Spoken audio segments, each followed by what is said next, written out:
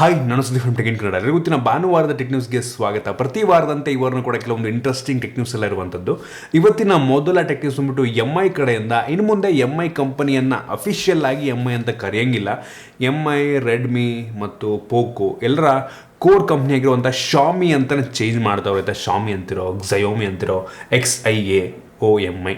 So Chinese company, ಚೈನಾದಲ್ಲಿ Shami ಅಂತ ಕರೀತಾರೆ ಆಯಿತಾ. ಆ ಒಂದು ಮೇನ್ MI ಫೋನ್ ಏನಿತ್ತು, MI TV ಏನಿತ್ತು, ಬ್ರ್ಯಾಂಡಿಂಗಲ್ಲಿ ಬರ್ತಾ ಇದ್ದಂಥ ಪ್ರತಿಯೊಂದು ಪ್ರಾಡಕ್ಟ್ಗಳನ್ನು ಇನ್ನು ಮುಂದೆ ಶಾಮಿ ಅಂತ ಕರಿಬೇಕು. Xiaomi TV, Xiaomi 11 ultra, Xiaomi 11 lite. So Mi 11 lite, Mi TV ಈ ಥರ ಏನು ಕರಿತಿದ್ವು ಅದೆಲ್ಲದು ಕೂಡ ಬ್ರ್ಯಾಂಡ್ ನೇಮ್ ಚೇಂಜ್ ಮಾಡಿ ಶಾಮಿ ಅಂತ ಮಾಡ್ತಾ ಇರುವಂಥದ್ದು. ನನಗೆ ಅನಿಸ್ದಂಗೆ ಒಂದು ಕೆಟ್ಟ ಮೂವ್ ಅಂತ ಅನ್ನಿಸ್ತಾ ಇರುವಂಥದ್ದು. ಪ್ರತಿಯೊಬ್ಬರು ಕೂಡ MI ಅಂದ ತಕ್ಷಣ ಒಂದು ಮೈಂಡಲ್ಲಿ ಫಿಕ್ಸ್ ಆಗಿಬಿಟ್ಟಿರುತ್ತೆ, ಅದನ್ನೇ ಚೇಂಜ್ ಮಾಡ್ತವ್ರೆ. ಹಂಗಂತ ರೆಡ್ಮಿಯಲ್ಲಿ ಚೇಂಜ್ ಮಾಡೋದಕ್ಕೋಲ್ಲ. ರೆಡ್ಮಿ ಫೋನ್ಸ್ಗಳು, ರೆಡ್ಮಿದು ಏನೇನೋ ಬ್ಯಾಂಡು ಏನೆಲ್ಲ ಬರ್ತಾ ಇತ್ತು, ಆ ರೆಡ್ಮಿ ಬ್ರ್ಯಾಂಡಿಂಗನ್ನು ಚೇಂಜ್ ಮಾಡ್ತಾಯಿಲ್ಲ. ಆ ರೆಡ್ಮಿ ಬ್ರ್ಯಾಂಡಿಂಗ್ ಹಂಗೆ ಇರುತ್ತೆ, ಪೋಕೋ ಬ್ರ್ಯಾಂಡಿಂಗ್ ಹಂಗೆ ಇರುತ್ತೆ. ಜಸ್ಟ್ Mi ಬ್ರ್ಯಾಂಡಿಂಗಲ್ಲಿ ಬರ್ತಿದ್ದಂಥ ಫೋನು, TV ಪ್ರತಿಯೊಂದನ್ನು ಕೂಡ ಚೇಂಜ್ ಮಾಡ್ತವ್ರೆ. ನೋಡೋಣ ಏನಾಗುತ್ತೆ ಅಂತ. ನಂತರ ಮುಂದಿನ tech news, GoPro hero 10 black official ಆಗಿ ಲಾಂಚ್ ಆಗಿರುವಂಥದ್ದು. ಸ್ಯಾಮ್ಸಂಗ್ ಇನ್ನು GP2 ಸೆನ್ಸರ್ನೊಂದಿಗೆ ಈ ಒಂದು ಆ್ಯಕ್ಷನ್ ಕ್ಯಾಮ್ರಾವನ್ನು ಲಾಂಚ್ ಮಾಡೋರೆ. 5.3K ರೆಸಲ್ಯೂಷನಲ್ಲಿ ವಿಡಿಯೋ ರೆಕಾರ್ಡ್ ಮಾಡೋ ಸಾಮರ್ಥ್ಯ ಇದಕ್ಕಿರುವಂಥದ್ದು. ಫ್ರಂಟು ಬ್ಯಾಕ್ ಎರಡು ಕೂಡ ಡಿಸ್ಪ್ಲೇ. ಹೀರೋ 9ಅಲ್ಲೇ ಫ್ರಂಟಲ್ಲೂ ಡಿಸ್ಪ್ಲೇ ಇತ್ತು, ಇದರಲ್ಲೂ ಕೂಡ ಅದೇ ಕಂಟಿನ್ಯೂ ಆಗ್ತದೆ. ಮೇಜರ್ ಡಿಫ್ರೆನ್ಸ್ ಇಲ್ಲ ಡಿಸೈನ್ನಲ್ಲಿ. ಈ ಒಂದು ಕ್ಯಾಮ್ರಾ ನಮ್ಮ ಭಾರತದಲ್ಲಿ 54,500 ರೂಪಾಯಿಗೆ ಲಾಂಚ್ ಆಗಿರುವಂಥದ್ದು. ತುಂಬ ಜಾಸ್ತಿ ಆಯಿತು. ಅದೇ ನೀವೇನಾದರೂ ಬೇರೆ ದೇಶಗಳಲ್ಲಿ ಅಮೆರಿಕಾಲಿ ತೊಗೊಂಡ್ರಿ ಅಂತ ಅಂದರೆ ಅದರ ಒಂದು 15,000 ರೂಪಾಯಿ ಕಡಿಮೆ ಆಗುತ್ತೆ. ಒಂದು 40,000 ರೂಪಾಯಿಗೆ, 40,000 ರೂಪಾಯಿಗೆ ಈ ಒಂದು ಆ್ಯಕ್ಷನ್ ಕ್ಯಾಮ್ರಾವನ್ನು ಬೇರೆ ದೇಶಗಳಲ್ಲಿ ತೊಗೊಬೋದು. ನಮ್ಮ ಭಾರತದಲ್ಲಿ ಬೆಲೆ ಸ್ವಲ್ಪ ಜಾಸ್ತಿ ಆಯಿತು. ನೋಡೋಣ, ಇನ್ ಕೇಸ್ ತೊಗೊಂಡ್ರೆ ರಿವ್ಯೂ ಮಾಡ್ತೀನಿ. ನಂತರ ಮುಂದಿನ ಟೆಕ್ ನ್ಯೂಸ್ ಗೊತ್ತಿರ್ಬೋದು. ಈಗ ಕೆಲವು ದಿನಗಳ ಮುಂಚೆ ಫೇಸ್ಬುಕ್ ಮತ್ತು ರೇಬಾನ್ ಅವರು ಸೇರಿಕೊಂಡು ಒಂದು ಸ್ಮಾರ್ಟ್ ಗ್ಲಾಸನ್ನು ಲಾಂಚ್ ಮಾಡಿದ್ರು. ಇದೀಗ ಶಾಮಿ MI ಅವರು ಕೂಡ ಇದೇ ರೀತಿ ಒಂದು ಗ್ಲಾಸನ್ನು ಲಾಂಚ್ ಮಾಡಿರುವಂಥದ್ದು. ಇದರಲ್ಲಿ ಡಿಸ್ಪ್ಲೇ ಕೂಡ ಇದೆ ಅಂತ ಹೇಳಲಾಗ್ತದೆ. ಅಫಿಷಿಯಲ್ ಆಗಿ ಅಂದರೆ ಜಸ್ಟ್ ಒಂದು ಕಾನ್ಸೆಪ್ಟ್ ಆಯಿತಾ. ಸೊ ಪಬ್ಲಿಕ್ಕಿಗೆ ಯಾವಾಗ ಬರೋದು ಅಂತ ಗೊತ್ತಿಲ್ಲ. ನೋಡೋದಕ್ಕೆ ಮಾತ್ರ ತುಂಬ ಚೆನ್ನಾಗಿದೆ, ತುಂಬ ಪ್ರೀಮಿಯಮ್ ಆಗಿರುವಂಥದ್ದು ಮತ್ತು ತುಂಬ ತಿನ್ನಾಗಿ ಕೂಡ ಇದೆ. ಸೊ ಚೆನ್ನಾಗಿ ಬಿಲ್ಡ್ ಮಾಡಿದರೆ ಅದನ್ನು ನಿಮಗೆ ತೋರಿಸ್ತಾ ಇದ್ದೀನಿ. ಇದರಲ್ಲೂ ಕೂಡ 2 ಸೈಡ್ ಕ್ಯಾಮ್ರಾ ಇದೆ ಮತ್ತು ಕೇವಲ 51 ಗ್ರಾಮ್ ಇದೆಯಂತೆ. ಸೊ ಗೊತ್ತಿಲ್ಲ ಗ್ಲೋಬಲಾಗಿ ಯಾವಾಗ ಲಾಂಚ್ ಮಾಡ್ತಾರೆ ಅಂತ. ಒಂದು ಸಣ್ಣ LED ಡಿಸ್ಪ್ಲೇ ಕೂಡ ಇದೆ ಇದರಲ್ಲಿ. ಸೊ ಗೊತ್ತಿಲ್ಲ ಹೆಂಗಿದೆ ಅಂತ ಕಂಪ್ಲೀಟಾಗಿ, ಜಸ್ಟ್ ಫೋಟೋ ನೋಡ್ತಾ ಇದ್ದೀನಿ ನಾನು ಕೂಡ. ಇನ್ ಕೇಸ್ ಅವ್ರು ಕಳಿಸಿದ್ರೆ ನೋಡೋಣ, ರಿವ್ಯೂ ಮಾಡೋಣ. ಇನ್ನು ಇದಾದ ನಂತರ ಮುಂದಿನ ಟೆಕ್ ನ್ಯೂಸ್ ಬಂದ್ಬಿಟ್ಟು ಒಂದು ಸ್ಟಡಿಯ ಪ್ರಕಾರ ಐಫೋನನ್ನು ಪರ್ಚೇಸ್ ಮಾಡಿರುವಂಥವ್ರು, ಐಫೋನ್ ಯೂಸರ್ಸ್ಗಳು ಆ್ಯಂಡ್ರಾಯ್ಡ್ ಫೋನ್ನ ಇಟ್ಕೊಂಡಿರೋರಿಗಿಂತ ತುಂಬ ಚೆನ್ನಾಗಿ ಫೋನನ್ನು ಇಟ್ಕೋತಾರಂತೆ. ಆಬ್ವಿಯಸ್ಲಿ ಇವರು ಅಷ್ಟೊಂದು ಜಾಸ್ತಿ ಕೊಟ್ಟು ಐಫೋನ್ ತೊಗೊಂಡಿರ್ತಾರೆ, ಚೆನ್ನಾಗಿ ಇಟ್ಕೊಳ್ಳೋದೆ ಇನ್ನೇನು. ಮತ್ತು ಆ್ಯಂಡ್ರಾಯ್ಡೆಲ್ಲ ತುಂಬ 4,000-5,000 ಸಾವಿರಕ್ಕೆಲ್ಲ ಸಿಕ್ಬಿಡುತ್ತೆ. ತಲೆಗೆ ಇಡ್ಸ್ಕೊಳ್ಳೋದೆ ಹೋದ್ರೆ ಬಿಡು 3,000-4,000 ರೂಪಾಯಿ ಹೋದ್ರೆ ಹೋಯ್ತು, ಇನ್ನೊಂದು ತೊಗೊಂಡ್ರೆ ಆಯಿತು ಅಂತ ಅಂತಾರೆ. ಆದರೆ ಐಫೋನ್ನ 40,000-50,000-70,000 1 ಲಕ್ಷ ಕೊಟ್ಟು ತೊಗೊಂಡಿರ್ತಾರೆ. ಆಬ್ವಿಯಸ್ಲಿ ಚೆನ್ನಾಗಿ ಇಟ್ಕೊಳ್ಳೇಬೇಕು. ಸೊ ಆ ಸ್ಟಡಿ ಪ್ರಕಾರ ಅದನ್ನೇ ಹೇಳ್ತಿರುವಂಥದ್ದು. ಐಫೋನ್ ಯೂಸರ್ಸು ಅವರ ಫೋನ್ನ ತುಂಬ ಚೆನ್ನಾಗಿ ನೋಡ್ಕೋತಾರಂತೆ, ನೋಡ್ಕೊಳ್ಳೇಬೇಕು. ನಂತರ ಮುಂದಿನ tech news, fake COVID-19 vaccine ಸರ್ಟಿಫಿಕೇಟನ್ನು ಟೆಲಿಗ್ರಾಮಲ್ಲಿ 5,500 ರೂಪಾಯಿಗೆಲ್ಲ ಯಾರೋ ಸೇಲ್ ಮಾಡ್ತಾ ಇದ್ರಂತೆ. ಸೊ ಸಿಗಾಕೊಂಡವರ ರಿಪೋರ್ಟ್ ಎಲ್ಲ ಬಂದಿದೆ, ಇದ್ರ ಬಗ್ಗೆ ಇನ್ವೆಸ್ಟಿಗೇಷನ್ ನಡೀತಾ ಇದೆ. ಸೊ ನೀವು ಯಾರು ಕೂಡ ಈ ರೀತಿ ಮಾಡೋದಕ್ಕೆ ಹೋಗ್ಬೇಡಿ. ಫೇಕ್ ಸರ್ಟಿಫಿಕೇಷನ್ ತೊಗೊಂಡು ಸಿಗಾಕೊಂಡ್ರೆ ಸರ್ರಿಗೆ ಪನಿಷ್ಮೆಂಟ್ ಆಗುತ್ತೆ. ಸೊ ಈ ರೀತಿ ಒಂದು ನ್ಯೂಸ್ ಬಂದಿರುವಂಥದ್ದು. ನಂತರ ಮುಂದಿನ ಟೆಕ್ ನ್ಯೂಸ್ ಬಂದ್ಬಿಟ್ಟು, ಇನ್ನು ಮುಂದೆ ವಾಟ್ಸಪ್ಪಲ್ಲಿ ಬರ್ತಿರುವಂಥ ಒಂದು ಹೊಸ ಅಪ್ಡೇಟ್ನ ಪ್ರಕಾರ ನಾರ್ಮಲ್ ಇಮೇಜನ್ನು ಕೂಡ ನೀವು ಸ್ಟಿಕ್ಕರ್ ರೀತಿ ಕನ್ವರ್ಟ್ ಮಾಡ್ಕೊಬೋದು. ಇದಕ್ಕಿಂತ ಮುಂಚೆ ಥರ್ಡ್ ಪಾರ್ಟಿ ಅಪ್ಲಿಕೇಶನ್ ಯೂಸ್ ಮಾಡಿಕೊಂಡು ನಾವು ಆ ರೀತಿ ಕನ್ವರ್ಟ್ ಮಾಡಿಕೊಂಡು ಆಮೇಲೆ ವಾಟ್ಸಪ್ಪಲ್ಲಿ ಕಳಿಸ್ಬೇಕಿತ್ತು. ಇದೀಗ ಡೈರೆಕ್ಟಾಗಿಯೇ ವಾಟ್ಸಪ್ನಲ್ಲಿ ಒಂದು ಫೋಟೋವನ್ನು ಸ್ಟಿಕ್ಕರ್ ರೀತಿ ಅದೇ ಕನ್ವರ್ಟ್ ಮಾಡಿ ಸ್ಟಿಕ್ಕರ್ ರೀತಿ ಕಳಿಸ್ಬೋದು. ಸೊ ತುಂಬ ಒಳ್ಳೆ ಫೀಚರು. ಸದ್ಯದಲ್ಲೇ ಈ ಒಂದು ಅಪ್ಡೇಟ್ ಬರ್ತಾ ಇರುವಂಥದ್ದು, ವೆಯ್ಟ್ ಮಾಡಿ. ನಂತರ ಮುಂದಿನ tech news, almost majority of the ಬ್ರ್ಯಾಂಡ್ಗಳೀಗ 5G ಸ್ಮಾರ್ಟ್ಫೋನ್ ಲಾಂಚ್ ಮಾಡ್ತಾ ಇದ್ದಾರೆ. ಮೆಜಾರಿಟಿ ಆಫ್ ದ ಫೋನ್ಗಳು 5Gನೇ ಆಗಿರುತ್ತೆ. ಈಗ ರೀಸೆಂಟಾಗಿ ಬರ್ತಿರುವಂಥ ಪ್ರತಿಯೊಂದು ಫೋನ್ಗಳು ಕೂಡ 5G ಫೋನೇ ಮೆಜಾರಿಟಿ. ಸೊ ಇದೀಗ ನಮ್ಮ ಭಾರತದಲ್ಲಿ ಆಯಿತಾ ಬಿಡ್ಡಿಂಗ್ ಮಾಡೋದಕ್ಕೆ ತಯಾರಿಯನ್ನು ಮಾಡ್ಕೋತಾ ಇರುವಂಥದ್ದು. 5G ಸ್ಪೆಕ್ಟ್ರಮ್ ಬಿಡ್ಡಿಂಗ್ ಆಗಿಲ್ಲ ನಮ್ಮ ಭಾರತದಲ್ಲಿ ಇನ್ನೂ. ಸೊ ಮುಂದಿನ ವರ್ಷ ಫೆಬ್ರವರಿ 2022 ಇಸ್ವಿಯಲ್ಲಿ ಈ ಒಂದು spectrum bidding 5G spectrum bidding ಆಗಬಹುದು. ಗ್ಯಾರಂಟಿನೂ ಅಲ್ಲ, ಆಗಬಹುದು. ಬಿಡ್ಡಿಂಗ್ ಆಗಬೇಕು. ಆಮೇಲೆ ಎಲ್ಲ ನೆಟ್ವರ್ಕ್ ಪ್ರೊವೈಡರ್ಗಳು ಬಿಡ್ಡಿಂಗ್ ಮಾಡಿ ತೊಗೊಂಡು ಆ ಸ್ಪೆಕ್ಟ್ರಮನ್ನು ನಮಗೆ ಕೊಡೋಷ್ಟರಲ್ಲಿ ಮೋಸ್ಟ್ಲಿ 1.5-2 ವರ್ಷ ಆಗ್ಬೋದೇನೋ.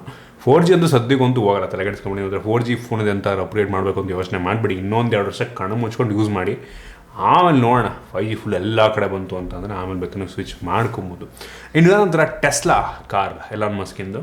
ಸೊ ಅವರು ಒಂದು ಪೇಟೆಂಟನ್ನು ಮಾಡಿರುವಂಥದ್ದು, ಈ ಒಂದು ಕಾರಿಂದ ವಿಂಡ್ಶೀಲ್ಡ್ ಇರುತ್ತಲ್ವ, ವಿಂಡ್ಶೀಲ್ಡ್ ವೈಪರ್ ಇರುತ್ತಲ್ವ, ಸೊ ವೈಪರ್ ಬದಲು ಲೇಸರ್ನ ಮುಖಾಂತರ ಈ ಒಂದು ವಿಂಡ್ಶೀಲ್ಡನ್ನು ಕ್ಲೀನ್ ಮಾಡೋ ಒಂದು ಟೆಕ್ನಾಲಜಿಯನ್ನು ಪೇಟೆಂಟ್ ಮಾಡಿರುವಂಥದ್ದು. ಸೊ ನೋಡೋಣ ಫ್ಯೂಚರ್ ಬರುತ್ತಾ ಅಂತ. ಒಂದು ಒಳ್ಳೆ ಚೆನ್ನಾಗಿರುತ್ತೆ ಒಂದು ರೀತಿ ಒಂಥರ ಲೇಸರ್ ಮುಖಾಂತರ ಕ್ಲೀನ್ ಮಾಡೋದಂಥ ವಿಂಡ್ಶೀಲ್ಡ್ನ.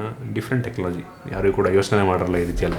ಇನ್ನು ಮುಂದಿನ ಟೆಕ್ನಿಕ್ಸ್ ಬಂದ್ಬಿಟ್ಟು ಸ್ಪೇಸ್ ಎಕ್ಸ್ ಅವರು ಲಾಂಚ್ ಮಾಡಿದ್ದಂಥ ರೀಸೆಂಟ್ ಲಾಂಚ್ ಮಿಷನ್, ಈ ಒಂದು Inspiration4 ಅಂತ. ಅದರಲ್ಲಿ 4 ಪ್ರೈವೇಟ್ ಸಿಟಿಸನ್ಸನ್ನು ಮೊದಲ ಬಾರಿಗೆ, ಯಾವುದೇ ಸ್ಪೇಸ್ ಏಜೆನ್ಸಿ ಆಗಿರ್ಬೋದು, ಮೊದಲ ಬಾರಿಗೆ 4 ಪ್ರೈವೇಟ್ ಸಿಟಿಸನ್ಸ್ ಟಿಕೆಟನ್ನು ದುಡ್ಡು ಕೊಟ್ಟು ಪರ್ಚೇಸ್ ಮಾಡಿ ನೀವು ಟ್ರಾವೆಲ್ ಮಾಡೋ ರೀತಿ ಸ್ಪೇಸ್ ಟ್ರಾವೆಲ್ಲು. 4 ದಿನಗಳ ಸ್ಪೇಸ್ ಟ್ರಾವೆಲ್ದಾಗಿರುವಂಥದ್ದು. ಎಷ್ಟು ರೂಪಾಯಿ ಖರ್ಚಾಗುತ್ತೆ ಅಂತ ಏನೂ ಗೊತ್ತಿಲ್ಲ, ರಿವೀಲ್ ಮಾಡಿಲ್ಲ. 4 ದಿನ ಹೋಗಿ ಬಂದವ್ರೆ. ಅದರಲ್ಲಿ ಪಿಜ್ಜಾ ಬರ್ಗರೆಲ್ಲ ಡೆಲಿವರ್ ಮಾಡ್ತಾರಂತೆ ಸ್ಪೇಸಲ್ಲಿ, ಬಾಹ್ಯಾಕಾಶದಲ್ಲಿ. ಮತ್ತು ಮುಂದಿನ ಟ್ರಿಪ್ಪಲ್ಲಿ ಫ್ರೀ ವೈಫೈ ಕೂಡ ಇರುತ್ತಂತೆ. ಸೊ ಆ ಫುಡ್ಡಿಂದು ಮೆನ್ಯೂ ಕೂಡ ಇಲ್ಲಿದೆ, ಗಮನಿಸ್ತಾ ಇದ್ದೀರಾ. ಮೀಲ್ಸು, ಸ್ನ್ಯಾಕ್ಸ್, ಬೆವರೇಜಸ್ ಏನೇನೋ ಇದೆ ಒಟ್ಟಿಗೆ, ಪಿಜ್ಜಾ ಬರ್ಗರ್ ಎಲ್ಲ ಸಿಗುತ್ತಂತ ಒಟ್ಟಿಗೆ. ಸೊ ನೋಡಿ, ಅದು ಹೆವಿ ದುಡ್ಡಿದೆ ಅಂತಂದರೆ ಹೋಗಿ ಟ್ರಾವೆಲ್ ಮಾಡ್ಕೊಂಬರ್ಬೋದು. ಇನ್ನಂತರ ಮುಂದಿನ ಟೆಕ್ ನ್ಯೂಸ್, ನಮ್ಮ ಬೆಂಗಳೂರಿನಲ್ಲಿ ಅಮೆಝಾನ್ ಅವರು ಒಂದು ದೊಡ್ಡ ವೇರ್ಹೌಸನ್ನು ಕನ್ಸ್ಟ್ರಕ್ಟ್ ಮಾಡ್ತಾ ಇರುವಂಥದ್ದು. ಸೊ ಹೆವಿ ದೊಡ್ಡದಂತ ಇದೆ, ನಮ್ಮ ಭಾರತದಲ್ಲೇ ಅತಿ ದೊಡ್ಡ 2.4 ಮಿಲಿಯನ್ ಅಂತಂದರೆ 24 ಲಕ್ಷ ಕ್ಯೂಬಿಕ್ ಫೀಟ್ ದೊಡ್ಡ ಒಂದು ವೇರ್ಹೌಸು. ಅದರಲ್ಲಿ ಸೆಲ್ಲರ್ಸ್ಗಳೆಲ್ಲ ಅವ್ರ ಪ್ರಾಡಕ್ಟನ್ನು ಕೊಡ್ಬೋದು. ಏನು ಪ್ರೈಮ್ ಅಂತ ಒಂದು ಕೋಡ್ ಇದಿರುತ್ತೆ ನೋಡಿ, ಒಂದು ಟ್ಯಾಗ್ ಇರುತ್ತೆ ನೋಡಿ ಕೆಲವೊಂದು ಪ್ರಾಡಕ್ಟ್ ಮೇಲೆ, prime delivery fulfilled by Amazon ಅಂತ ಇರುತ್ತಲ್ವ, ಆ ರೀತಿ ಪ್ರಾಡಕ್ಟನ್ನು ಅವ್ರು ಯಾರು ಸೆಲ್ಲರ್ಗಳು ಕಳಿಸ್ತಾರೆ ಆ ವೇರ್ಹೌಸಲ್ಲಿ ಇಡ್ತಾರೆ, ಅಲ್ಲಿಂದ ಡೈರೆಕ್ಟ್ ಅವರೇ ಶಿಪ್ ಮಾಡ್ತಾರೆ, ಎಲ್ಲ ಅವರೇ ನೋಡ್ಕೋತಾರೆ. ಸೊ ಆ ರೀತಿ ವೇರ್ಹೌಸು ತುಂಬ ದೊಡ್ಡ 60% ಫುಲ್ ಓವರಾಲ್ ಇದು ಶಿಪ್ಮೆಂಟು ಇಲ್ಲಿಂದಲೇ ಫುಲ್ ಶಿಪ್ ಆಗುತ್ತೆ ಅಂದೆಲ್ಲ ಕಡೆಗೆ. ಕ್ರೇಜಿ ವಿಷಯ. ನಂತರ ಮುಂದಿನ ಟೆಕ್ ನ್ಯೂಸ್, ವಿವೋದವರು ಎಕ್ಸ್ ಸೀರೀಸಲ್ಲಿ ಮತ್ತೊಮ್ಮೆ ಹೊಸ ಫೋನ್ಗಳು ಲಾಂಚ್ ಮಾಡ್ತಿರ್ಬೋದು. ಎಕ್ಸ್ ಸೀರೀಸ್ ಫೋನ್ಗಳು X70, X70 Pro, X70 Pro Plus ಅಂತ ಇದೇ ತಿಂಗಳು 30ನೇ ತಾರೀಕು ಈ ಫೋನ್ಗಳು ಲಾಂಚ್ ಆಗ್ತಿರುವಂಥದ್ದು. ಮೋಸ್ಟ್ಲಿ ಈ ಫೋನ್ಗಳು ನಾನು ಅನ್ಬಾಕ್ಸ್ ಮಾಡ್ತೀನಿ, ವೆಯ್ಟ್ ಮಾಡಿ. ನಂತರ ರಿಯಲ್ಮಿ ಅವರು ಮತ್ತೊಂದು ಹೊಸ ಬ್ಯಾಂಡನ್ನು ಲಾಂಚ್ ಮಾಡ್ತಿದ್ದಾರೆ. ಲಾಸ್ಟ್ ಟೈಮು ರಿಯಲ್ಮಿ ಬ್ಯಾಂಡ್ ಅಂತ ಬೇಸಿಕ್ ಅಷ್ಟೊಂದು ಇಷ್ಟ ಆಗಿರಲಿಲ್ಲ ನನಗೆ, ಅದನ್ನು ಲಾಂಚ್ ಮಾಡಿದ್ರು. ಈಗ ರಿಯಲ್ಮಿ ಬ್ಯಾಂಡ್ 2 ಲಾಂಚ್ ಮಾಡ್ತಿರುವಂಥದ್ದು. ಕಾದು ನೋಡೋಣ ಯಾವ ರೀತಿ ಇರುತ್ತೆ ಅಂತ. ಮೋಸ್ಟ್ಲಿ ಅಫೋರ್ಡಬಲ್ ಆಗಿರುತ್ತೆ ನನಗನ್ನಿಸ್ತಂಗೆ. ಸೊ ಅಮೋಲೆಡ್ ಡಿಸ್ಪ್ಲೇ ಆಗ್ತಾರೆ, ಯಾವ ರೀತಿ ಇರುತ್ತೆ. ಇನ್ನು ಮುಂದಿನ ಟೆಕ್ನಿಕ್ಸ್ ಬಂದ್ಬಿಟ್ಟು MI ಅವರು ಒಂದು ಹೊಸ phone launch ಮಾಡ್ತಿರುವಂಥದ್ದು Xiaomi 11 Lite NE 5G ಅಂತ. ಇದೇ ತಿಂಗಳು 29ನೇ ತಾರೀಕು ಲಾಂಚ್ ಆಗ್ತಾಯಿದೆ. ಎಷ್ಟು ಲಾಂಚ್ ಆಗಿದೆ ಗೊತ್ತಿಲ್ಲ, ಬಟ್ ಸ್ನ್ಯಾಪ್ಡ್ರ್ಯಾಗನ್ 778 ಪ್ರೊಸೆಸರೊಂದಿಗೆ ಬರ್ತಿರೋದು. ಒಂದು ಲೆವೆಲ್ಲಿಗೆ 30,000 ಒಳಗಡೆ ಲಾಂಚ್ ಆಗುತ್ತೆ. ಅಫೋರ್ಡಬಲ್ ಆಗಿರುತ್ತೆ ಪಕ್ಕ. ಎಷ್ಟು ಲಾಂಚ್ ಆಗುತ್ತೋ ಗೊತ್ತಿಲ್ಲ, ಕಾದು ನೋಡೋಣ. ಇದಂದ್ರೆ ಮುಂದಿನ ಟೆಕ್ ನ್ಯೂಸ್ ಇನ್ಫಿನಿಕ್ಸ್ ಕಡೆಯಿಂದ. ಇನ್ಫಿನಿಕ್ಸ್ ಅವರು ಹೆವಿ ಅಗ್ರೆಸಿವ್ ಆಗಿ ಪ್ರೈಸನ್ನು ಫಿಕ್ಸ್ ಮಾಡ್ತಾರೆ. ರೀಸೆಂಟಾಗಿ ಲಾಂಚ್ ಆಗ್ತಿರುವಂಥ ಫೋನ್ಗಳ ಮೇಲೆ Hot 11 ಸೀರೀಸ್ ಫೋನ್ಗಳು ಮೊನ್ನೆ ಲಾಂಚ್ ಆಗಿರುವಂಥದ್ದು Hot 11s ಮತ್ತು Hot 11 ಅಂತ. ಸಖತ್ತಾಗಿದೆ ಸ್ಪೆಸಿಫಿಕೇಷನ್. 10,000 ರೂಪಾಯಿ ಒಳಗಡೆ 9,000 ರೂಪಾಯಿಗೆ ನಿಮಗೆ ಫುಲ್ HD ರೆಸೊಲ್ಯೂಷನ್ ಹೊಂದಿರುವಂಥ ಡಿಸ್ಪ್ಲೇ ಹೊಂದಿರುವಂಥ Hot 11 ಲಾಂಚ್ ಮಾಡೋರೆ. 90 ಹರ್ಟ್ಸ್ನ ರಿಫ್ರೆಶ್ ರೇಟೊಂದಿಗೆ ಬರ್ತಿರುವಂಥ ಫೋನ್ ಇದಾಗಿದೆ. ಪ್ರೊಸೆಸರ್ ಕೂಡ ಒಂದು ಲೆವೆಲಿಗೆ ಚೆನ್ನಾಗಿದೆ. ಸೊ ಇದನ್ನು ಸದ್ಯದಲ್ಲ ನಾನು ರಿವ್ಯೂ ಮಾಡ್ತೀನಿ, ವೆಯ್ಟ್ ಮಾಡಿ. ತುಂಬ ಒಳ್ಳೆಯ ಫೋನ್ ಆಗಿರುವಂಥದ್ದು. ಇದಂತರ OnePlus ಅವರು ಇನ್ನೊಂದು 9R ಇನ್ನೊಂದು ಹೊಸ ಫೋನ್ ಬರುತ್ತೆ ಅಂತ ಹೇಳ್ತಾ ಇದ್ದಾರೆ. 9RT ಅಂತ, OnePlus 9RT. ಸೊ ಕನ್ಫರ್ಮೇಷನ್ ಇಲ್ಲ, ಒಟ್ಟಿಗೆ ಕೆಲವೊಂದು ಲೀಕ್ಸ್ಗಳು ಬಂದಿರುವಂಥದ್ದು. ಲಾಂಚ್ ಆಯಿತು ಅಂದರೆ ತುಂಬ ಅದಕ್ಕಿಂತ 6ಗಿಂತ ಕಡಿಮೆಗೆ ಈ ಫೋನ್ ಲಾಂಚ್ ಆಗ್ಬೋದು ಅಂತ ಇದ್ದಾರೆ. 65 ವ್ಯಾಟ್ನ ಫಾಸ್ಟ್ ಚಾರ್ಜಿಂಗ್ನೊಂದಿಗೆ ಈ ಒಂದು ಫೋನ್ ಬರುತ್ತಂತೆ.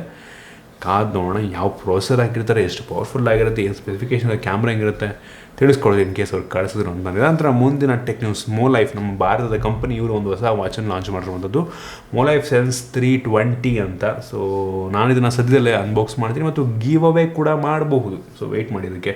ಸೊ ಇಷ್ಟು ಇವತ್ತಿನ ಟೆಕ್ ನ್ಯೂಸ್. ನಿಮಗೆ ಈ ಒಂದು ಇನ್ಫಾರ್ಮೇಷನ್ ಟೆಕ್ ನ್ಯೂಸ್ ಹೊಸದಾಗಿತ್ತು, ಇಷ್ಟ ಆಯಿತು, ಹೊಸ ಇನ್ಫಾರ್ಮೇಷನ್ ತಿಳ್ಕೊಂಡಿದ್ದೀರಿ ಅಂತ ಅನ್ಕೋತೀನಿ. ಇಷ್ಟ ಆಗಿಬಿಟ್ಟು ಲೈಕ್ ಮಾಡಿ, ಶೇರ್ ಮಾಡಿರ್ತೀರಿ. ನಮ್ಮ ಬೇರೆ ವಿಡಿಯೋಗಳ ಟೆಕ್ ಇನ್ ಕನ್ನಡ ಯೂಟ್ಯೂಬ್ನ ಸಬ್ಸ್ಕ್ರೈಬ್ ಮಾಡ್ಕೊಂಡಿಲ್ಲ, ಸಬ್ಸ್ಕ್ರೈಬ್ ಮಾಡ್ಕೊಳ್ಳಿ, ಬೆಲ್ ಐಕನ್ ಕೂಡ ಕ್ಲಿಕ್ ಮಾಡ್ಬೋದು. ಸಿಗೋಣ ಮುಂದೆ ಡೈಲಿ.